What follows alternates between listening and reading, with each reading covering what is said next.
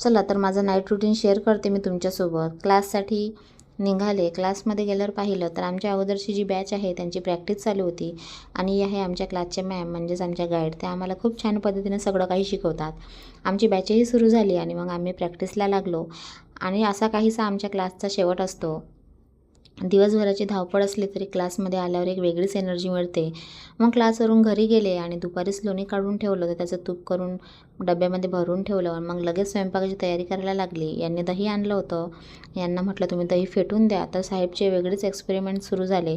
मी म्हटलं काय करत आहे, तर ते म्हणाले दही पण फेटलं जातं आणि एक्सरसाइज पण होते। मी म्हटलं असं असेल तर चला चालू द्या तुमचं। मग इकडं ते दही फेटत होते आणि मी इकडं खिचडीची फोडणी तयार करून घेतली आणि कढी केली। मग छान असं जेवण वगैरे करून घेतलं आणि पायामध्ये इतकं पेन होत होतं ना, म्हटलं चला गरम पाण्यात सेक घेतला। तेवढ्यात लाईटसुद्धा गेली आणि बापलेकांची मस्ती काही अशी चालू असते। तुम्हाला हा माझा नाईट रूटीन आवडला असेल तर प्लीज मला नक्की कमेंटमध्ये सांगा आणि असेच व्हिडिओ पाहण्यासाठी आत्ताच फॉलो करा। ओके बाय, भेटूया पुढच्या ब्लॉगमध्ये।